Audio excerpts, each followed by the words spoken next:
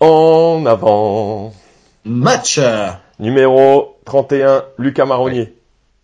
Dylan Orega. Ouais, non, c'est bon. Tu sais quoi? Je pense que on va redémarrer à 1. J'aime bien ce petit jeu. Ouais. Et Ouais. Jean aussi. Donc 1, vas-y, on y va. Le Chrome. Vite. Le Chrome Lossol. Debes. Trévisan. Il a eu le 1 Trévisan aussi, hein. Oui, oui, c'est ça. Ouais. Attends, je suis bloqué. Euh... là, là, là, là. Alors? Attends, je suis bloqué. Oh, calme-toi. Non, parce que Samassa 30, Johnson 16. Ouais. Guichard. Guichard, ouais. Bartou Selbonne. Oh, waouh. Ah oui. J'en ai encore. Larsen avait le 16. Non, il avait le 1, je crois. Bon, bah, Larsen alors. Larsen. Oui, Et parce que l'autre jour, Basilio d'ailleurs, était je tiens là, à il dire, avait déjà tu le t'es 16. planté parce que Placide avait le 40 ou le 50. Hein. Oui, mais en fait, c'est parce qu'il a le 30 à Bastia maintenant. Ah, c'est pas mon Et affaire. On n'est pas à la il avait le Bastiaise. 50. Et toi, tu pensais qu'il avait le 40. Sauf qu'en fait, il avait même le C'est le 50. 50, ouais. Donc, mais ouais, j'avais Placide, pas le 30 ici. C'est toi qui as dit Larsen là? Ouais, Qu'est-ce qui reste? Je sais pas, c'est peut-être un peu long là. Hein. on a tout le temps. Hein. Angelo Moi, Hug. ah bah voilà, c'est lui que j'avais. Vas-y, on Oh, s'arrête pardon. là. On s'arrête là, Ouais, allez. Mais numéro 2, ça peut être pas mal. Ça peut être pas pas mal. mal. Mais ça Ça sera en sera prochaine. 2025. Ça sera... Ah, ça Non, sera dans la 2 semaine prochaine. semaines. Ça sera dans 2 Ce semaines, sera dans chers 2 amis. semaines, ouais. Parce qu'il y a une petite trêve des confiseurs, comme dirait l'autre, après ce match contre Caen. On est déjà, alors non pas à la moitié du championnat de Ligue 2, mais on en a terminé pour les matchs de 2024 en Ligue 2 avec ce déplacement à Bastia que tu vas nous raconter, Gaëtan, tu y étais. L'occasion pour nous de faire un bilan. On vous a sollicité, chers amis téléspectatrices, téléspectateurs ou auditrices, auditeurs de la Guingampèse, sur votre bilan un petit peu de cette première partie de saison. On évoquera un tout petit peu le mercato. Est-ce que ça va bouger? Oui ou non? Surtout dans le sens des arrivées, peut-être. Présentation de Caen. Et puis, quelque chose d'assez inédit pour ce dernier magazine en avant-match de 2024. On parlera du livre d'Aimé Dagorn, une légende du club d'en avant, un dirigeant historique qui sort un livre de ses 44 ans, je crois. Ouais, Gaëtan, c'est au ça. club. Et puis, notre petit cadeau pour ces fêtes, les 10 ans de la finale 2014 racontés par Jonathan Martins Pereira. Le podcast est disponible sur nos plateformes, mais vous allez avoir une première version vidéo dans cet en avant-match aujourd'hui avec Jonathan Martins Pereira au moment où le soleil Ah éclaire ouais, Gaëtan. m'envahit. Ça y est, ça revient. Le soleil que tu nous as ramené de Corse. Bon, comment ça s'est passé J'ai eu que de la pluie, donc Bon, bah pas voilà. vraiment. Comment ça s'est passé, j'allais te demander, au-delà de la défaite qui nous a fait un peu mal. En fait, c'est même pas, je trouve, la défaite, c'est plus la prestation qui nous a chagriné. Ouais, la prestation, un match à 70% raté. Hein. Il y a eu, je trouve, une bonne séquence, aller de la 25e à la mi-temps. C'est d'ailleurs à ce moment-là que Guingamp marque, mais les joueurs eux-mêmes disaient qu'ils avaient marqué contre le cours du jeu. Je crois que c'est Aminemia ou Dylan Ouziarimia, je crois, qui disait ça. Voilà, donc eux-mêmes le reconnaissaient que même finalement dans la période la meilleure, si on peut la dire ainsi, du match, Guingamp n'était pas non plus transcendant, pas flamboyant. Par contre, c'est vrai que c'était plutôt, ça laissait penser que bon, ça allait dans le bon sens. Il y a eu 25 minutes difficiles, notamment des passes en retrait manquées. On se disait mais ils sont pas vraiment entrés dans le match, ça manquait d'agressivité, etc. Et ça allait dans le bon sens jusqu'à la pause malgré tout. Sauf que tout s'est effondré à nouveau en deuxième, ce qui avait été un petit peu construit. Et donc forcément, voilà, en finissant une deuxième période comme ça, il n'y avait pas l'espoir de faire grand chose de mieux qu'une défaite. Bon, il y a peut-être le penalty qui est un peu comme un tournant quelque part parce que Basilio est vraiment pas loin de le sortir. Ouais. Et bon, s'il le sort, est-ce que ça change quelque chose derrière ou est-ce que ça ramène un petit coup de boost à tout le monde ou pas du tout? Bon, en tout cas, ça n'a pas été le cas et Guingamp a même continué derrière de sombrer finalement jusqu'à la fin. Ouais, un penalty, alors sans tomber sur Lucas Marronnier, parce que ça a été une faillite collective, mais le penalty qui est un peu le résumé de ce Guingamp un peu étourdi, Ouais. parce que au moment où le centre est déclenché de la part du Bastia, Marronnier, il a ses mains derrière le dos, l'excellent réflexe pour éviter d'être sanctionné d'un penalty sur ce genre d'action. Sauf que, on sait pas pourquoi, juste au moment où le centre, où le ballon part du pied du Bastia, Et bien Marronnier, il enlève ses mains de son dos et du coup en se tournant, boum, main et penalty absolument incontestable pour le Sporting Club de Bastia. On écoute la réaction à ton micro de Sylvain Ripoll qui n'était évidemment pas du tout satisfait du match à Bastia. Oui, parce qu'on a explosé dans l'intensité, dans l'engagement et forcément pour pouvoir imposer son jeu, il faut pas être défaillant par rapport à l'adversaire dans ce domaine-là et nous on l'a été. Donc sur la globalité du match, la victoire de Bastia est complètement logique. Le début de deuxième mi-temps, Bastia pousse, égalise fort. J'imagine ce à quoi tu t'attendais aussi. Oui, en tout cas, on savait qu'on allait devoir traverser des moments comme ça en étant solide, mais aussi en étant capable de jouer sous pression, de résister un petit peu à ce contexte d'intensité qui est normal, une équipe qui n'avait pas gagné chez elle depuis un petit moment, et force est de constater qu'on ne l'a pas été. En tout cas, le test de ce soir qu'on passait par rapport à ça n'a pas été concluant. Donc si on veut évoluer, grandir en tant qu'équipe, il va falloir aussi monter le curseur à ce niveau-là parce que on peut pas juste s'exprimer quand on est dominateur. Ça va nous donner l'occasion de faire un premier bilan. Oui. On a envie de le faire quasiment à chaque fois, notamment à chaque trêve, mais là vraiment juste avant le 32e de finale de Coupe de France contre Caen. L'occasion donc de revenir sur ces premiers matchs de Ligue 2. Gaëtan, je te lance toi sur ton bilan et puis après on rebondira sur les messages très nombreux. On en a reçu quasiment une petite centaine sur nos 3 réseaux sociaux différents sur cette première moitié. Quelle note tu donnerais et pourquoi? On en a déjà un petit peu parlé ensemble en off tous les deux, mais allez, un petit 13 sur 20, c'est pas si mal, quoi. J'allais donner plus au départ, genre peut-être un petit 14 quand même, parce qu'il y a 25 points, parce qu'il y a beaucoup de victoires à domicile, mais il y a aussi beaucoup de défaites quand même dans l'ensemble. Il y a, je crois, 7 défaites en 16 matchs. Ouais. Donc à un match près, c'est la moitié des matchs qui ont été perdus en fait. Donc voilà, il y a beaucoup de victoires, notamment à domicile, une équipe qui remarque beaucoup de buts à la maison, qui fait pétiller son public. Il y a un buteur qui se dégage avec Jacques Sioué. Il y a eu un moment entre la 2e et je crois la 11 ou 12e journée où Guingamp a pris beaucoup de buts, mais quand même beaucoup moins après, jusqu'à là ce match de Bastia. Voilà, il y a eu, je trouve, quand même du bon. Et puis, surtout, ce qu'il faut regarder aussi, c'est est-ce que Guingamp peut vivre quelque chose sur cette saison. Et on voit qu'à mi-parcours, avant la 17e journée, oui, Guingamp est 7e, proche du top 5. Donc, il y a moyen de vibrer. Donc, ça amène quand même une note où tu te dis, bon, s'il peut se passer quelque chose, un 13 sur 20, donc ça fait 6,5 sur 10. Ce qu'on note aussi sur 10, souvent dans le foot, notamment les joueurs. Mais ouais, je pense que c'est plutôt correct. Ouais, moi, on s'est chafouiné pour 0,5 points, Gaëtan, en préparant cette émission, parce que moi, je trouve que 13, ça note pas assez, je dirais pas forcément les résultats et le classement, mais plus les émotions qu'on a vécues grâce à cette équipe, et 14, c'est trop. Donc moi, je me suis mis à 13,5, au milieu, comme disait l'autre. Ouais. Mais bon, on chipote, mais ce qui est intéressant de voir, c'est que les notes qui nous ont été données par les internautes, elles tournent toutes autour de 6 ou 7. Bon, il y a peut-être une ou deux en dessous et une ou deux au-dessus, mais 95% des notes qu'on a reçues, c'est entre 6 et 7.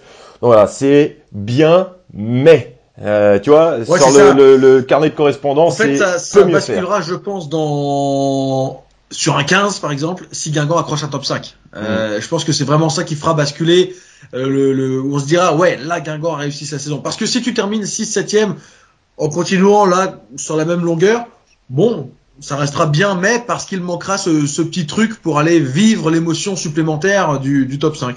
Maintenant, voilà, il y a aussi des clients devant, il y a des équipes qu'on n'attendait pas forcément comme Annecy et Dunkerque.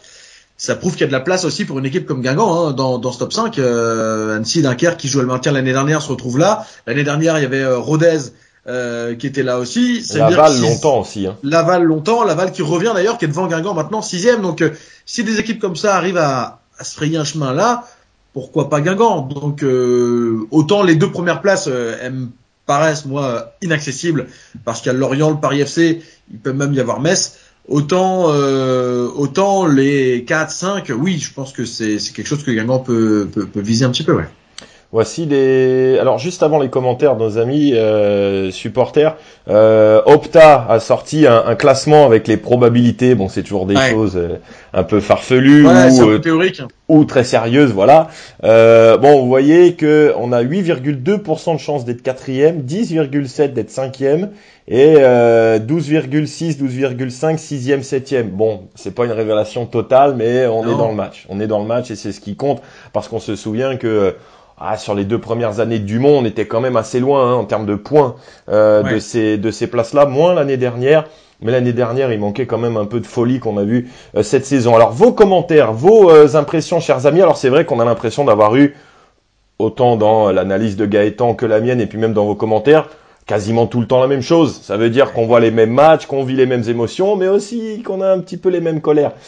Michel qui nous dit « Les matchs à domicile sont bons, nous voyons des buts, du jeu, l'ambiance du COP est primordiale. » C'est bien aussi de compter sur ça à domicile avec le retour du COP rouge. Oui.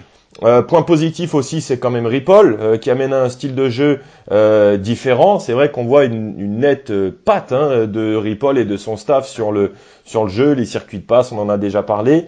Michel qui nous dit aussi le groupe est sain et ne peut que progresser avec ses jeunes joueurs cette saison et l'année prochaine peut-être avec un effectif un peu plus aguerri. En fait, on a quasiment tous la même analyse, mais le regard qu'on porte sur cette analyse dépend un peu de la manière dont on pense. Il y en a qui se satisfont, ça se dit, qui se satisfont de ça, et d'autres qui veulent plus d'ambition et qui du coup sont un petit peu chafouins. Lolo, par exemple, nous dit forcément frustré quand on voit le potentiel offensif de cette équipe, et il souligne quelque chose qui, c'est vrai, a été peut-être le problème majeur de cette première partie de saison et qui explique peut-être pourquoi cette équipe a régulièrement explosé à l'extérieur, c'est l'absence durable de la charnière Gomis-Lemonnier. Là, Gaëtan, ça a vraiment été le talon d'Achille de cette équipe. Bon, on l'a quasiment pas vu cette charnière. Elle a été alignée ensemble combien de fois? 3 fois? 2 ou 3 max. 2 ou 3 sur 16 matchs. Donc on l'a quasiment pas vu. Par contre, et ça je trouve on peut le souligner, même sur le match à Bastia, je les ai pas trouvés... alors sur le début de match, quelques étourderies notamment de Nahir, mais même sur ce match-là où Guingamp a pris 3 buts, je les ai pas trouvés mauvais, Nahir, Ryu, et je trouve que depuis quelques semaines, ça commence un petit peu à monter crescendo cette charnière.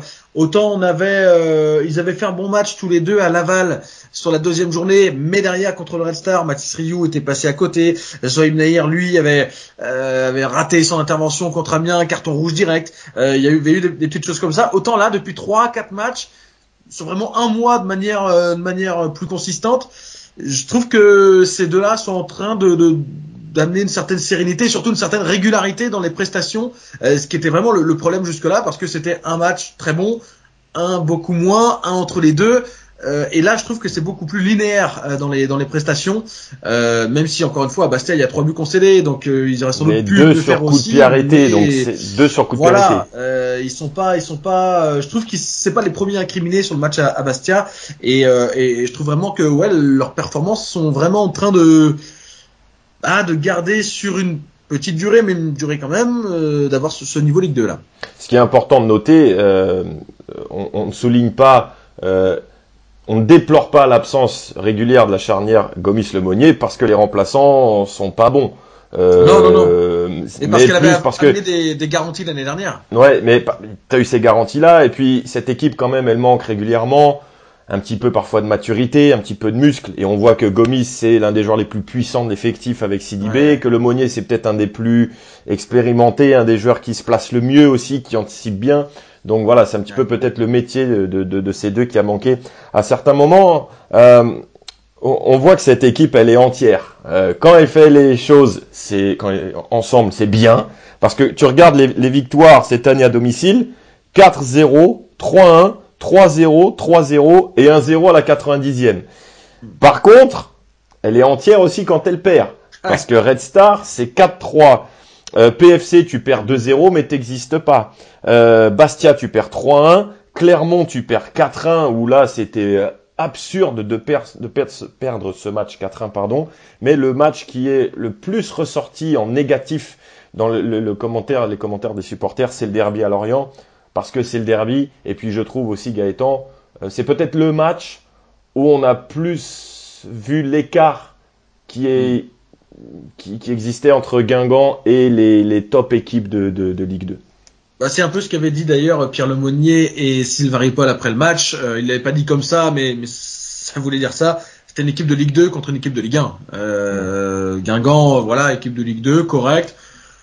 Mais en face, une équipe de Ligue 1 avec, et c'est surtout offensivement Lorient où je trouve que c'est impressionnant là-dessus, c'est que il manquait ce jour-là Croupi et Bamba, mais ils avaient Tozin et Soumano.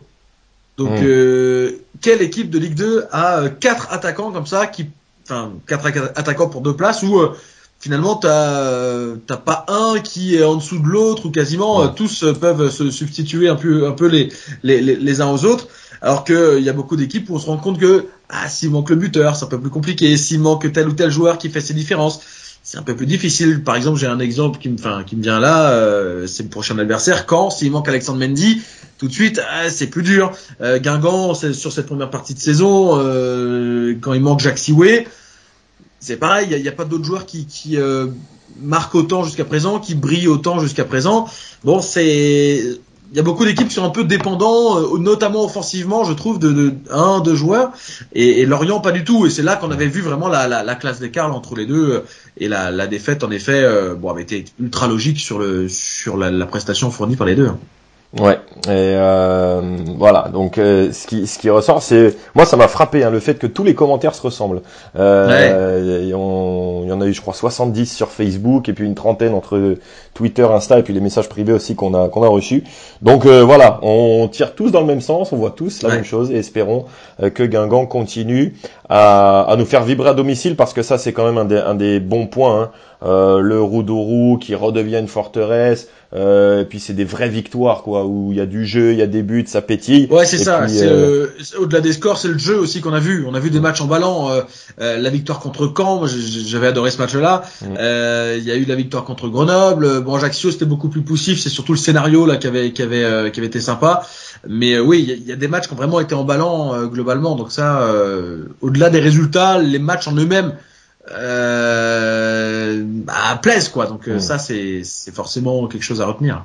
Ouais, et c'est quelque chose à poursuivre, espérons-le pour les Guingampais, peut-être dès demain avec la réception de Caen en Coupe de France. Ça aussi, ça pourrait faire passer la note de 13,5 à 14, parce que enfin franchir le cap des 32e de finale, ça nous ferait du bien avec Sioué, Picard aussi dans la lignée de la fin de saison pour Sioué, dans la lignée de la saison dernière pour Picard. Je trouve que là, Picard, par étape, sa progression, elle est vraiment super intéressante. L'année dernière, on pestait un peu, en tout cas certains pestaient contre le fait qu'il joue pas l'intégralité des matchs, etc. Mais là, il joue quasiment tout, 90 minutes. Voilà, il y a eu cette année dernière, sa première pleine en tant que joueur important de l'équipe, où il a pris de l'expérience, où il s'est rempli, comme on dit. Et là, on voit que va falloir en profiter, parce que je pense que dans 6 mois, ça va être notre transfert de l'été. C'est possible, c'est bien possible. Il lui manque peut-être encore, et on en parle tout le temps, ce côté stat là.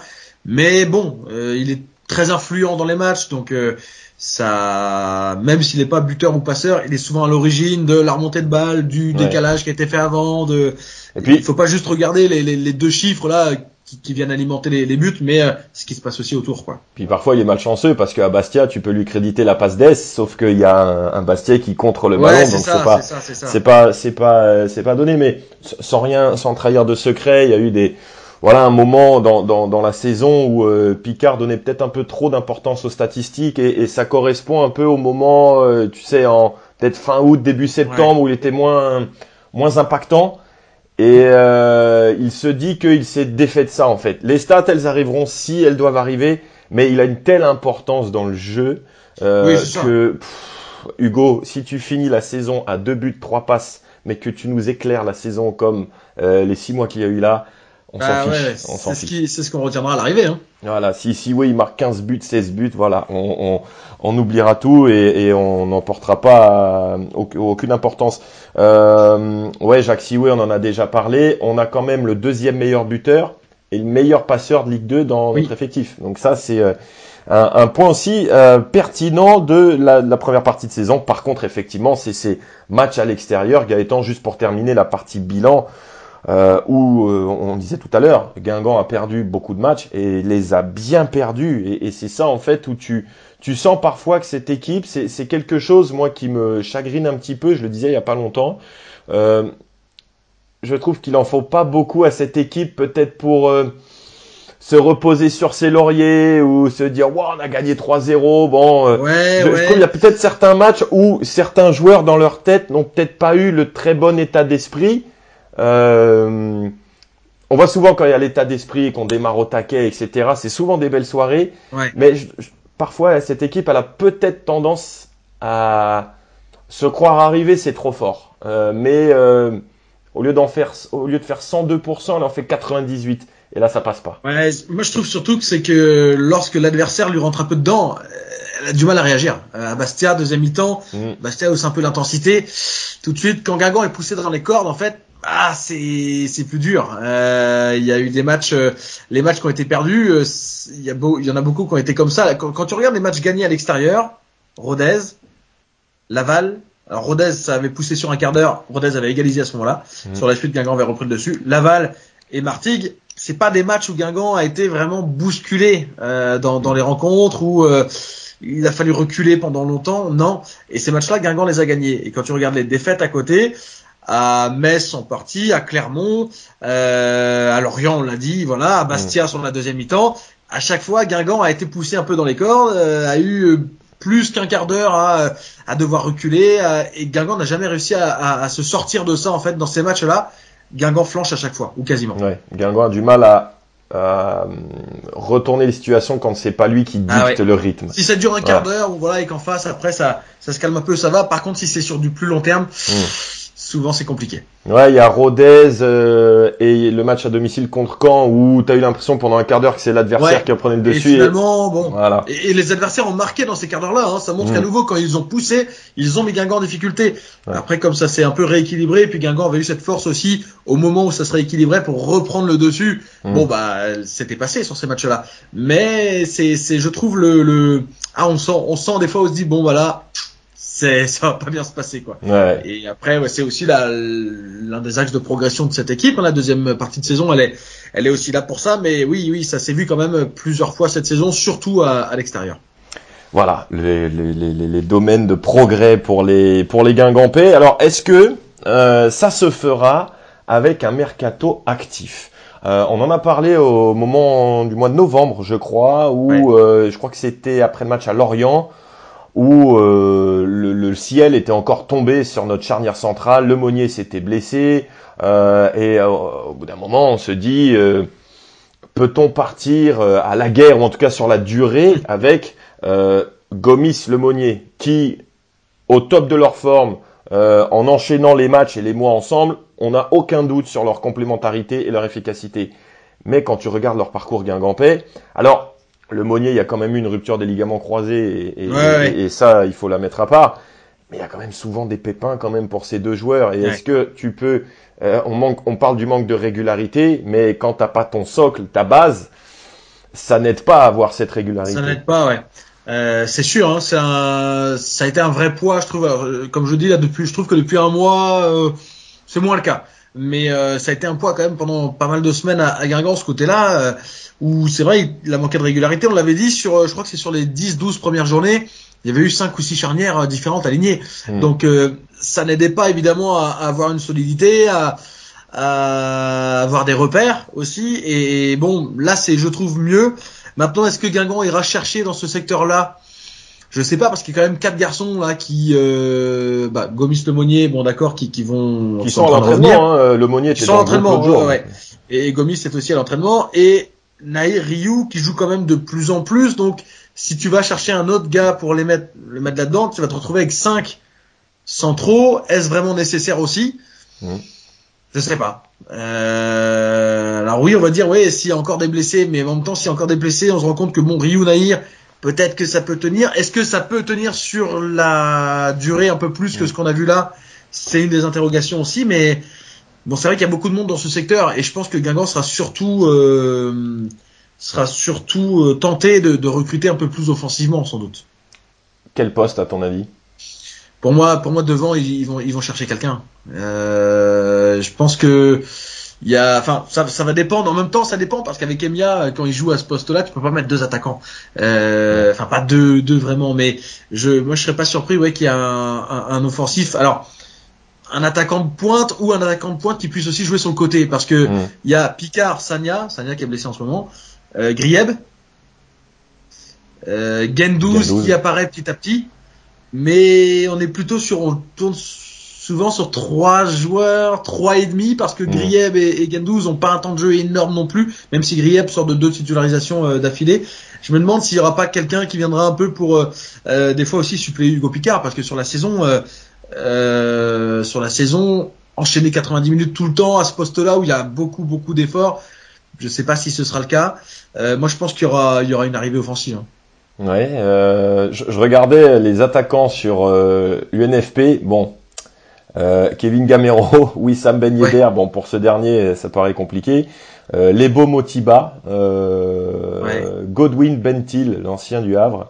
Ah oui, c'est vrai. Et Warren Chimbembe. Donc voilà, dans la catégorie. Tu mets ton attaquant ouais, il y a milieu attaquant. Ah ouais. Et après en milieu, parce que moi je trouve quand même que t'enlèves Louiser et ou Sidibé, Piri est quand même régulièrement blessé. On a eu Ryu à un moment qui s'est intercalé au milieu au match. T'as Emia qui peut redescendre d'un cran. Emia peut, avec 2 pointes. Effectivement. Mais moi, depuis un moment, je trouve qu'il manque peut-être un milieu axial. Alors, il y a Tousgar aussi qui a fait des apparitions. En milieu, sur UNFP, on a Brian Soumaré, Sanyin Persic. Ah oui, il n'y a pas de club, exact, parce qu'il a quitté Strasbourg cet été, Thomas Efestion et Victor Lobry. Moi, c'est Victor Lobry n'ait pas de club, on en a vu des choses dans le football depuis qu'on a commencé notre carrière, Gaëtan. Mais alors, celle-là, voir Victor Lobry sans club, c'est quand même assez incroyable. Donc voilà, on verra. Bon, ça va être plus de la retouche. Et tu vois, pour la charnière centrale, alors, peut-être que Gomis et Lemonnier, là, qui sont revenus à l'entraînement, vont faire les 6 derniers mois, hein. Y a pas de problème. Mais tu vois, je trouve que ce qu'on avait fait avec Mbesso il y a 2 ans, ça a été assez intéressant, parce qu'il avait vraiment apporté de la solidité, etc. C'est vrai. Donc, est-ce qu'on va retenter ce genre de choses? Parce qu'à un moment, il y a quand même Ripoll qui avait fait un gros appel de phare, hein. Je sais plus si c'était après Lorient ou je sais plus quand, mais il y avait eu un petit peu une déclaration. Ouais, parce qu'à ce moment-là, c'est le jour-là que Lemonnier se blesse à son tour.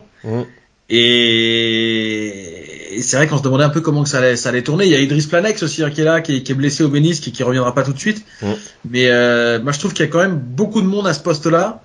Qu'il va peut-être falloir, à ces postes-là, parce qu'il y a 2, axial gauche et droit. Bon, oui, ça peut être comme un Mbesso sur du 6 mois, là, un petit one shot comme ça, ou quelqu'un qui viendrait plus sur la durée. J'avoue que je sais pas trop comment ils vont réagir, parce que tous ces joueurs-là, il y en a pas un seul en fin de contrat, dans les défenseurs là. Ryu, non? Ah oui, Ryu, ouais. Ryu qui est en discussion pour prolonger, quoi. Ouais. Et on sait pas, mais les autres, je crois que c'est même Lemonnier, il est encore sous contrat, je crois. Je vais te dire ça tout de suite. De mémoire 2026. Bon, t'attends 2 secondes, ça charge. Vas-y, je vais m'abuse. Alors. Fin de contrat. Bon, alors, pardon, parce qu'il y a des pubs sur Transfermarkt. Fin de contrat en juin 25. Nous avons Lemonnier. Ah, Lemonnier. Nous avons. Ouais, je voyais 26, mais. Donc il y a du monde, dis donc, en fin de contrat en 25, hein. Après, il y a Ryu, il y a Piri. Tu sais quoi? Fin de contrat 2025 selon Transfermarkt, qui se trompe quand même rarement. Nahir, Ryu, Lemonnier, Gomis. Ah, voilà. Gomis aussi? Gomis, je te jure. J'ai Bartouche Selbonne, Marronnier, Louvambo, Vallier, Louiser, Piri, Nias. En 25. Ouais. Ah, donc ce côté-là, par contre, Gendouzi. Avec toutes les fins de contrat qui arrivent, et du coup, là, ça peut être différent. Là, tu te dis, bon, ok, on a ces 4-là, qui on garde pas éventuellement par la suite, et qui on fait venir pour préparer la suite aussi, pour du court terme, et dès la phase retour, là, avoir quelqu'un sous la main, bien sûr, mais pour préparer aussi la suite. Peut-être que ça, et sans doute même, que dans le fait d'aller recruter ou non, ça entrera en ligne de compte. Ouais, il y a eu des recrutements un peu d'anticipation sous Gourvenec. Je me souviens de Cerdan. Ah oui, je parle en défense. Cerdan, Mathéus Vivian qui est arrivé à un moment où la charnière centrale était aussi un énorme problème à ce moment-là. Bon, écoutez, on verra. En tout cas, niveau prolongation, on pourra faire des thèmes dessus, hein, parce que là, il y a embouteillage. Bon, on va voir moins loin. On va voir à demain, Guingamp-Caen, Coupe de France, 32e de finale. Gaëtan, cette équipe de Caen que l'on a croisée il n'y a pas si longtemps que ça, c'était il y a un petit peu plus de 2 mois en championnat. Ça s'était super bien passé, on a bien entendu. C'était un de tes matchs préférés de la saison. Ça s'est pas franchement amélioré pour eux depuis. Non, ils ont eu, alors quand on reprend après Guingamp, ça avait continué de s'enchaîner avec de mauvais résultats. Il y avait eu un petit sursaut en gagnant à Martigues et contre Bastia, mais à nouveau, c'est retombé dans une sale série. Hein. Caen est maintenant 16e barragiste de ce championnat de Ligue 2 avec 15 points en 16 matchs. C'est même pas un point par match pour les Canets, donc c'est extrêmement faible dans un contexte qui a l'air assez compliqué. Là, il reste sur 2 défaites d'affilée, les 2 à l'extérieur, à Laval et à Dunkerque. Les qualifications en Coupe de France, c'est chez une N3, 4-0 à Chartres et à Bolbec, 6-0. Bolbec qui est en R1 de mémoire. Bon, c'est une équipe qui ne décolle pas, qui a un buteur pourtant avec Alexandre Mendy, qui a quelques joueurs, il y a quand même un petit peu de matériel, hein, avec Bilal Brahimi, avec Romain Thomas, expérience derrière. Yann Villa qui est blessé en ce moment. Ah oui. Il y a quelques joueurs quand même. Godson Kérémet qui avait été il y a 2 ans à un moment donné vraiment en train de progresser, qui là est moins bien. Il y a Mathias Autrette encore qui est toujours là. Bon, il y a quelques joueurs pourtant dans cette équipe cannaise. Mais des jeunes aussi, notamment comme Le Breton et Afid, je crois. Afid est dedans aussi. Il y a Gomis devant. Bon, pourtant sur le papier c'est pas si mal, mais ça prend pas quoi. Ça prend pas. Ils ont changé le gardien ces dernières semaines. C'est maintenant Yanis Clémentia le titulaire et non plus Anthony Mandrea. Qui veut partir. Est-ce qu'en coupe ce sera? Ça il y a pas longtemps. Il veut partir et bien partir. Est-ce qu'il sera titulaire en coupe ou non? Bon, on verra, mais en tout cas, c'est une équipe qui n'avance pas, qui est en grande difficulté en championnat. On verra si avec la coupe cette équipe arrive un petit peu à se soulever. On n'espère pas pour en avant, mais en tout cas, elle était venue gagner à Roudourou en Coupe de France, hein, cette équipe de Caen en 2020-2021. Alors c'était au 8e tour à l'époque, Coupe de France un peu bizarre l'année-là puisque les Ligue 2 étaient entrés au 8e et non pas au 7e tour, année Covid. On était entré dès le 8e et donc entré en lice, élimination contre Caen 3-1. Mais voilà, c'était. Et tu te rappelles qui était l'adversaire en cas de qualification? PSG. PSG à domicile. PSG à domicile. Ouais. Ils avaient perdu 1-0 après les Canets. Bon, visiblement, ça n'avait pas motivé nos Guingampesques. Ça avait été un match absolument affreux. Ce jour-là, à Roudourou, il y avait juste eu le coup franc de Mchangama, super important à la 92e. Traditionnel, pour revenir à 3-1, ça n'avait pas changé grand chose. Ah non, quelle horreur. Bon, voilà. Ce match, on s'en souvient plus. Il y a eu un autre match de coupe entre Guingamp et Caen en Coupe de France. C'était, alors de mémoire, le 8e de finale 97. Victoire de Guingamp 1-0, but de Carnot. Et il y en avait eu un autre en Coupe de la Ligue, victoire 2-0 en 2005-2006. Coupe de France, il y en a eu un autre aussi. Hein, j'ai regardé ça, je crois que c'est en 88 ou 89. Défaite à Caen ce jour-là. Des Guingampais. Bilan relativement équilibré entre 2 clubs qui ne se lâchent plus, entre la Ligue 1, la Ligue 2 et la Coupe depuis quelques années. Passons maintenant à la fin de cette émission, avec deux thèmes qui diffèrent un petit peu par rapport aux en avant-match traditionnels. Vous voyez marqué livre dans notre échelle, dans notre grille, là en bas de l'écran. Qu'est-ce que ça veut dire, livre? Eh bien, Gaëtan, explique-nous tout, parce que là, pour les férus d'histoire, d'anecdotes et de petits secrets autour de l'histoire d'en avant, on va se régaler. 1980-2024, 44 ans de souvenirs et de voyages. C'est le titre en fait du livre d'Aimé Dagorn, qui est à Guingamp, donc en avant depuis 1980, qui est toujours au sein du club, qui pendant très longtemps s'est occupé de planifier, d'organiser, d'ajuster les déplacements d'en avant, toute la logistique en allant, et notamment, alors en France, en championnat, Coupe de France, Coupe de la Ligue, mais aussi en Coupe d'Europe. Et il y a de larges chapitres dans son ouvrage sur les déplacements parfois exotiques, en Géorgie, en Finlande, des déplacements parfois alors plus comment on pourrait les appeler ça, clinquant, genre à Florence par exemple, et des déplacements où ça a pu être un peu plus chaud comme à Kiev, évidemment il y a 10 ans, en 2015 pour la Ligue Europa, et lui donc était chargé d'aller avant les joueurs, avant l'équipe, repérer, trouver les hôtels, trouver les compagnies de bus, d'avions, etc., de tout planifier. Donc il fallait se déplacer avant avec généralement une autre personne du club, parfois seul. Et donc il s'est chargé de ça pendant très longtemps. Et ça amène évidemment des anecdotes, des cocasseries assez incroyables parfois. Alors sur les avants, sur les pendants aussi, hein, lorsqu'il était parfois à l'étranger avec l'équipe, lors des déplacements vraiment.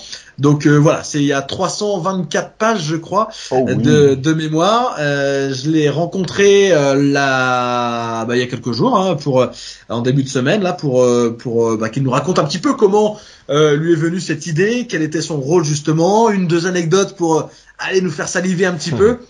On va pouvoir l'écouter tout de suite. Et Médagorn. J'ai commencé en fait un jour il faisait sans doute mauvais, que j'étais tout seul à la maison, par me rappeler mon périple en Géorgie. Ça a été l'événement le plus marquant de toute l'histoire que j'ai connue, de tous les voyages que j'ai faits. Et donc je me suis dit, tiens, je suis le seul un petit peu à connaître intimement ce voyage, pour mes petits-enfants, pour mes enfants, pour mon épouse, pour les gens que j'aime et que je côtoie régulièrement, ça serait bien peut-être que je mette sur le papier. Et puis évidemment, quand j'ai fait ça, je me suis dit, mais peut-être maintenant il faudrait le publier, mais pour le publier, il faudrait quand même que j'explique comment je suis arrivé en avant, à quel moment, dans quel contexte, et parler de Noël Le Graët, parce que c'est lui qui est venu me chercher. C'est très simple. La toute première fois que j'ai fait un déplacement, c'était très rare à l'époque. L'avion était tellement petit à l'époque qu'il y avait très rarement des gens qui faisaient le déplacement. Et un copain et moi, on s'était dit, si un jour il y a une place dans l'avion, on va déclarer qu'on est candidat. Et on est parti à Guignon comme ça. Et donc, on s'est retrouvés à être dans l'avion. Et là, Noël Le Graët nous a dit bonjour par politesse. Mais on ne se connaissait pas. Voilà. Et puis, quelques temps après, il a débarqué dans mon bureau à la sous-préfecture en me disant, je suis vraiment ennuyé parce que j'ai plus de secrétariat administratif et j'ai besoin de quelqu'un de façon urgente. Et j'ai dit, mais moi, je ne connais rien à l'administration du foot, tout ça. Le club, évidemment, je l'aime, mais le reste, je ne connais rien. Et il m'a dit, mais attendez, pour un gars comme vous, un quart d'heure par jour, ça suffira. Voilà. Bref, je lui ai dit, laissez-moi réfléchir un petit peu. Donc j'ai dit à Noël Le Graët le lendemain, ok, mais pour un essai de 3 mois. Il fallait que j'aille d'abord tout seul ou accompagné. Donc Yvon Schmitt est venu avec moi en Finlande. Un peu plus tard, quand on a été à Kiev et à Minsk, c'est Franck Gérard qui m'accompagnait. Mais on allait découvrir, en fait, où on allait jouer, découvrir la ville, chercher des hôtels, voir la distance entre l'hôtel, le stade, les temps de parcours. Voilà, il y avait tout ça à préparer.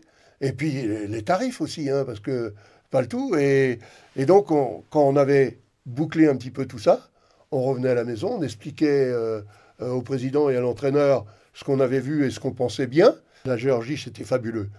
Sur toute la longueur. Déjà, avant de démarrer de Guingamp, j'avais appelé Budzinski à Nantes pour lui dire « Mais je crois que Nantes s'est déplacé à Tbilissi pour jouer un match de Coupe d'Europe il y a 1 ou 2 ans. Est-ce que tu peux me donner quelques conseils pour me déplacer là-bas ?» Et il m'a dit « Tu prends un vol Paris-Moscou, Moscou-Tbilissi, et tu trouves un interprète sur place. » Ok. Et alors que j'étais en train de mettre ce plan en place, il y a un type qui m'appelle, que je ne connaissais pas, qui est de la région rennaise, et qui me dit, voilà, je suis conseiller du président Chirac pour toute la région de la mer Noire. Et il me dit, ben voilà, il y a un déplacement, il y a un avion par semaine, direct, de Paris à Tbilissi. Il y a juste une escale à Prague, mais autrement, c'est l'idéal. Donc, Je rentre pas dans les détails de ce voyage, mais c'est déjà en lui-même quelque chose de fabuleux. J'arrive là-bas, mais c'est incroyable. L'avion est posé, vient de s'arrêter, on ouvre la porte. D'habitude, enfin, les gens descendent. Là, il y avait des gens qui venaient accueillir dans l'avion avec des chiens. Oh, c'était le bordel. Enfin bref, j'arrive dans l'aérogare. C'était des classes d'après-guerre ici. Ah, c'était un décalage total. Et puis, bon, il m'attendait à plus de minuit. Le monsieur, le conseiller de l'Élysée et l'interprète qu'il avait trouvé pour moi, qui avait une voiture. Il y avait la guerre, un peu la guerre civile. Donc c'était pas facile. La route était bosselée, cabossée. On voyait des chars, ouais, un peu rouillés un peu partout. Non, c'était une expédition. Et puis arrivé là-bas, on n'a pas trouvé d'hôtel potable. Et Francis me dit, ben, écoute, tu fais comme tu sens. Parce que moi, depuis ici, compte tenu de tout ce que tu me racontes, mais je ne peux pas te dire. Alors c'était une prise de risque incroyable. Voilà, plusieurs minutes de souvenirs, d'anecdotes, de voyages qui ont rythmé plus de 40 ans d'Aimé Dagorn à En Avant. Et ce livre, on le retrouve où? À la boutique? À la boutique notamment. Alors, je sais pas trop quels sont les autres points de vente, mais à la boutique c'est sûr. Boutique d'En Avant, là c'est source sûre. Il y a ça. Il sera d'ailleurs en dédicace. Enfin, il a été en dédicace déjà. Mais il y a moyen de commander le bouquin ou d'aller le chercher à la boutique sans problème, quoi. Je peux te dire que au moment des visites du stade, ça sera 26 et 27 décembre. Il reste quelques places, donc allez-y, vous pouvez réserver. Moi, avant d'ouvrir le stade, je vais acheter mon livre parce que on va profiter d'un toute petite trêve là pour aller lire tout ça. Voilà donc pour Aimé Dagorn, dirigeant historique du club. Passons maintenant au petit bonbon, au petit cadeau de ce dernier en avant-match de l'année 2024. On a commencé tout début janvier avec le Guingamp-Rennes, 32e de finale de Coupe de France. Et ben on va terminer par un Rennes-Guingamp en Coupe de France, mais c'était la finale 2014. Podcast disponible sur toutes nos plateformes avec Jonathan Martins Pereira. Et là, vous allez avoir une version vidéo. Jonathan Martins Pereira nous parle d'un moment où il a pu un petit peu profiter de l'environnement et d'un moment aussi où un Rennais, avant le match, a peut-être fait perdre son équipe. Est-ce qu'il y a un moment à l'échauffement, pendant le protocole, la Marseillaise, ou même peut-être pendant le match, où tu as pris 5 secondes pour toi et tu t'es dit, putain, réalise, regarde ce qu'il y a autour, c'est quand même incroyable. Ouais, plus d'une fois, ouais. Une fois, je me suis déjà après le but parce que là j'ai les larmes qui coulent et tout. Je sais pas si on revoit, mais dans les images, je pense pas qu'on le voit. Mais et Chris Carbrat qui me dit en plus, calme-toi, tu vois. Moi, j'étais dans une autre planète, tu vois. J'avais les larmes qui coulaient et là, tu vois, pour me calmer, pour reprendre la concentration, tu te poses. Tu respires et tu te dis putain, c'est un truc de fou et tu apprécies tout ce qui se passe autour, quoi. Donc c'est des moments géniaux, quoi, à vivre, quoi. On a eu le temps d'apprécier par rapport à ce match-là le fait qu'on ait maîtrisé plus ou moins le match, mais tu as eu le temps il y a des moments où tu pouvais apprécier ce qui se passait autour, tu vois. Ouais, c'est exactement la sensation que j'ai, parce que moi 2009 déjà quand tu es dans l'entourage d'une équipe, moi j'ai l'impression que ça a duré un quart d'heure entre l'arrivée, on devait penser à tellement de choses, et puis même le match qui était ultra stressant, parce que tu t'es mené, tu remontes, mais là en fait la finale, presque elle était jouée dès qu'il y a eu le deuxième but, alors c'est peut-être pas bien de le dire, mais c'était gagné, quoi. Et là je trouve qu'on a vraiment eu ce temps-là de savourer, on y reviendra un petit peu plus tard. Tu parlais de l'entrée sur le terrain, où vous étiez vraiment habité par cet état d'esprit. Il y a un seul joueur qui touche la Coupe de France, et on dit souvent que ça porte malheur. Est-ce que vous vous souvenez qui était ce joueur? Ça lui a porté malheur. Je me souviens de l'image, mais je ne sais plus exactement. Tu vas me ressortir le nom, mais c'est Kamil Grosicki, le Polonais de Rennes. Tu sais que j'allais le dire, mais je voulais pas me tromper. Et c'est lui que j'ai en marquage sur le match. Et tu vois, ça démontre vraiment quelque chose d'assez fort ce moment-là, tu vois. Et on le voit en plus. Vraiment? Ah ouais? Ah ouais, on le voit. Et ça vient que appuyer ce que nous on se disait. Ah, il a gagné déjà, vas-y, touche-la. Touche-la bien. Fallait qu'il y ait quelqu'un qui le fasse, quoi. Ouais, touche-la bien, mais ça sera terminé, quoi. Et justement, c'est vrai que quand on regarde cette équipe de Rennes, le principal danger, c'était ce trio offensif avec Toivonen, avec Alessandrini, qui était sur une pente ascendante à ce moment-là, pas loin de l'équipe de France, et donc Grosicki. On rappelle aussi que cette saison-là, Guingamp gagne 2 fois, 2-0 en Ligue 1 contre Rennes, et que Karbrat Sorbonne avait parfaitement muselé Toivonen, qui, me semble-t-il, avec Grosicki, était arrivé au mercato d'hiver et avait fait des super matchs, avait marqué pas mal de buts.